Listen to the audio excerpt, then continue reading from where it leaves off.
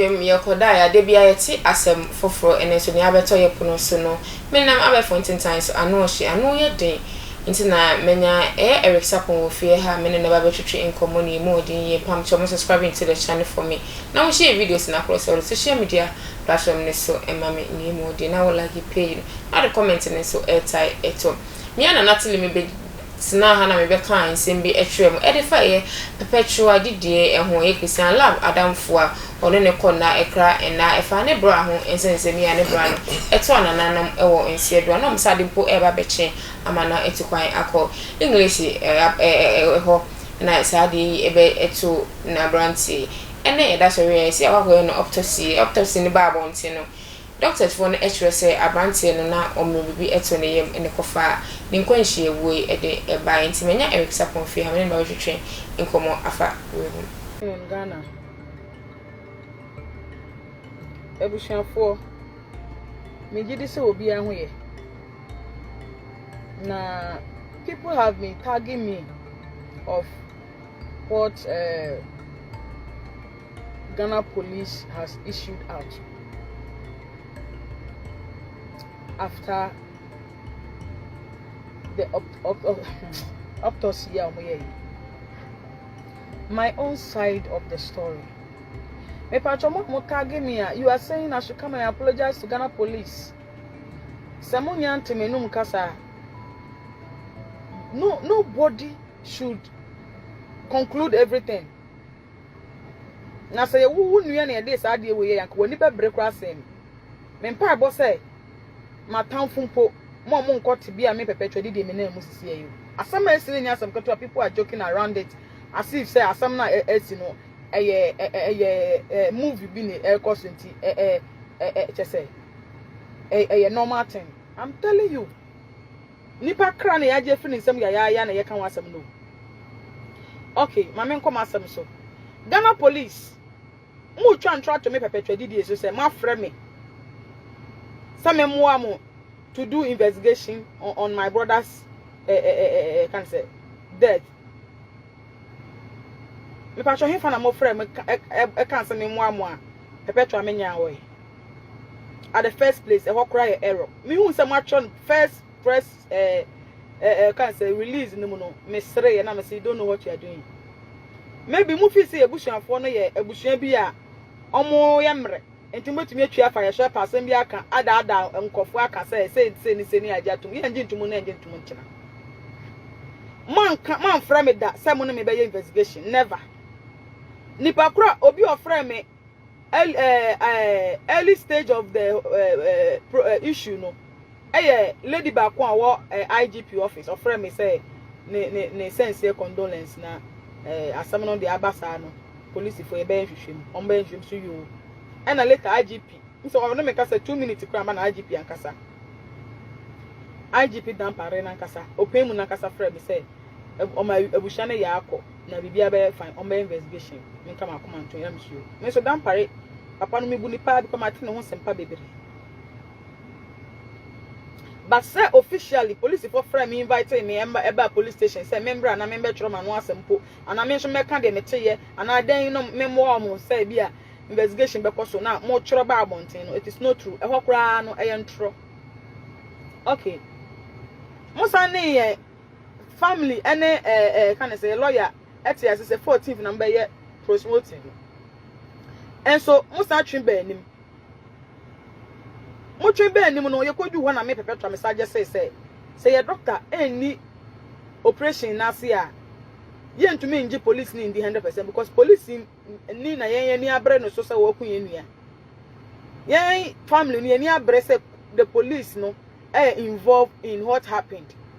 And you know we can't trust the police 100% at this stage. Until say yen doctor wo. And I'm catch honorable ya mame honorable Doctors Afotofe ene ya papa honorable Kofi Amaboa ene ye lawyer no lawyer Sosu ana mo te assess ne America no ye no kre enti saa de a ye omuni police for no kasa omuni police for no kasa ye no ana mo gi tu mu na mo share say eye enura ye fa ye doctor mbra na ye doctor me doctor no say we tu kwan enti nipa na oyi ni ma ye no so nipa no so say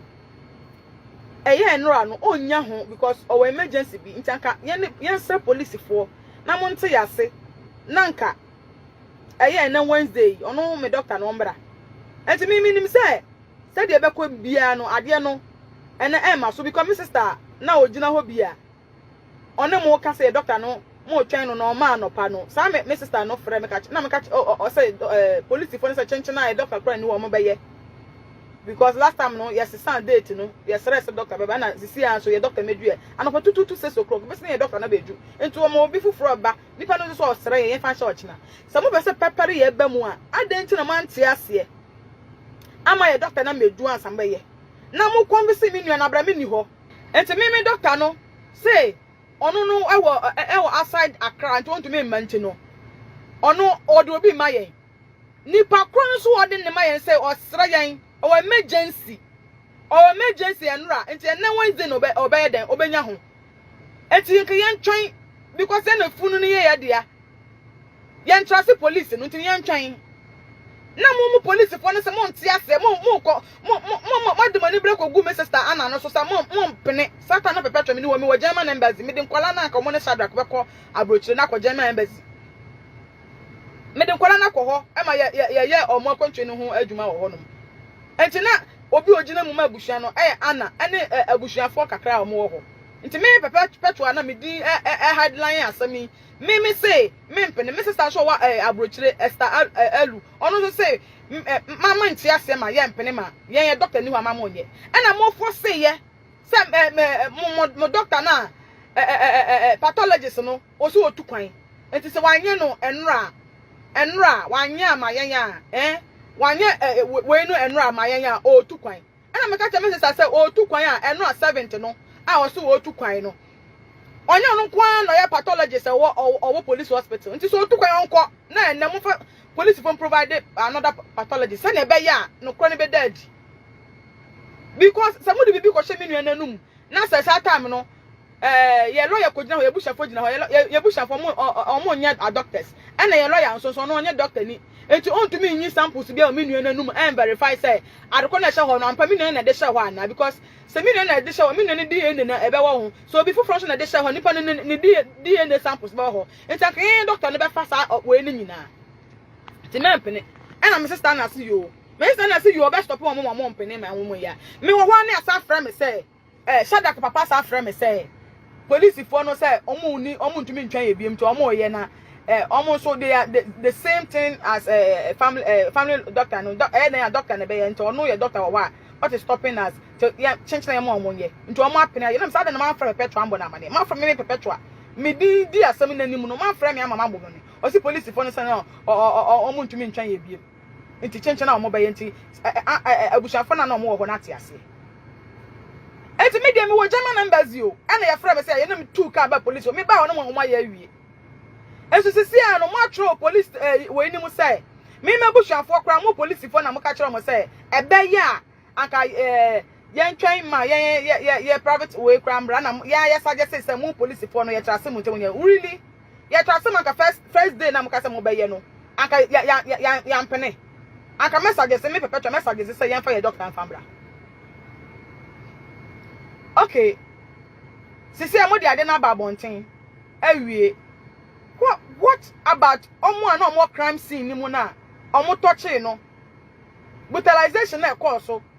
Police ni na oni obu menua no ma ye kohwe menua ne funu me de mani we kohwe menua funu ne nechi ha nyina ho na papa ti say ye de edua na abobọ no. Ti say ya che comfort na ya abo no no. Moja na so na ewo na tale mu nyina no. Nne ebi wo na hwinu mu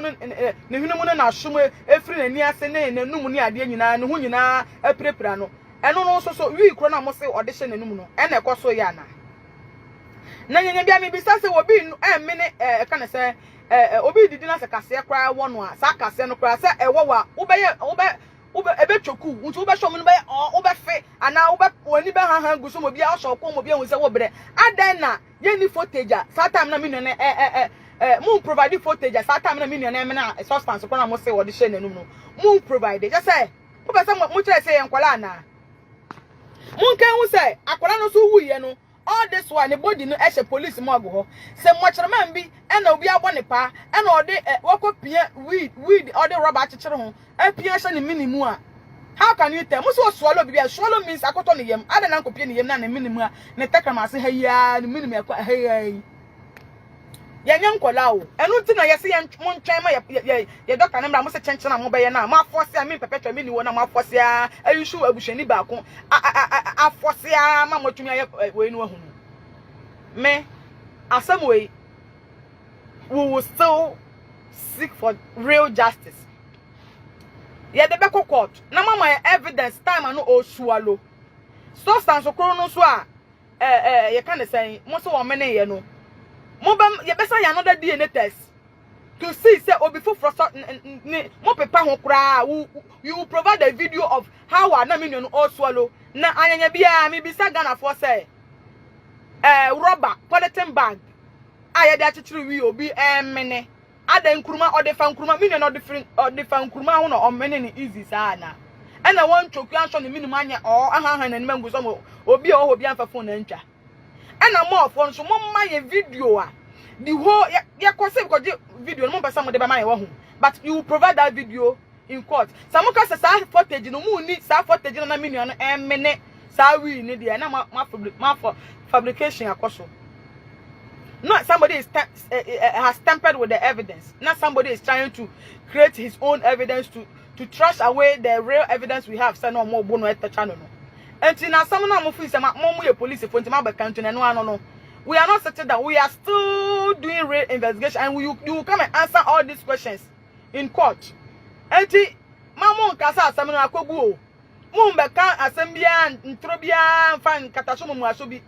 Bia no obi kra na ye ni wo no because abushani bia ni ho all guide funu no bia obi abrabe mo kyerman bi kra no wapia substance bia hye menua na minimu sanka menua na mene koto ne yem ayi sampa omene bibi but some providers are then do ne yem na mo say ntro obi betuma pia ko ho enti me Pep Didier this is my final this thing.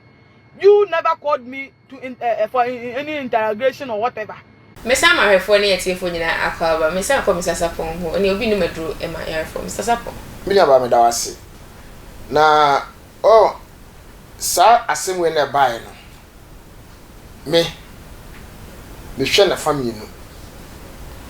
ni nua no west more no say mercy so west more no okoye den ho so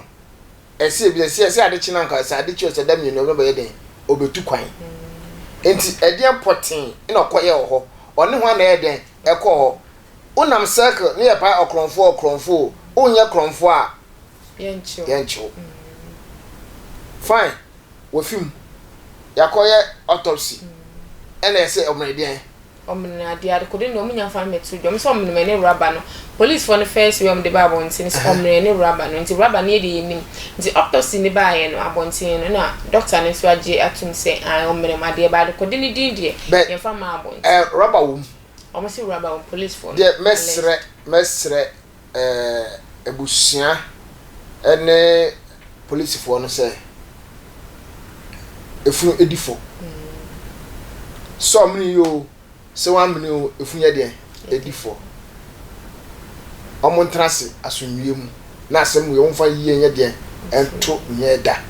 because se oka so obi amene rubber aponche ya de aponche kwa wo fie kwa aponche me rubber we de na mo nipa secondly rubber no mene ne eden na eden ewom police for episode omho etia omonche nie wo rubber ni mu na untu baka chense ne omme rubber adechi ene ekwohwe mu ademo for eden ewom na say police for so eya giom ho me na kakra ekrom ha police for eya giom ho krom ha pa ochina ye bi weti odi cocaine akocho bi ka mu enti police for omo ya sa edin o sa na ma no enti IGP enfre ni ede enni sa na mo na chipa betumi di bon na ede abre police ni no ko police service na nya ene mem nana akoyi sapa wa fimu no inspector police chief inspector wa fimu enti police for asem de nimpa o yebusu emu enti police for mo hwe na mo bi ye de bia asem si a na rubber na akoyi se na ese akoyi se ubekom no na police for defo nti IGP fan na yɛ ensi fom no hwɛ saa ne ma we me aba beda ase Mr. Sapon attention TV so yeah that was to say to yensa efro now di unim de ebe tele program no echi yes I mean sure echira won so remember share subscribe to the channel for now share videos across all the social media platforms so if I am a minimum macram that's in it is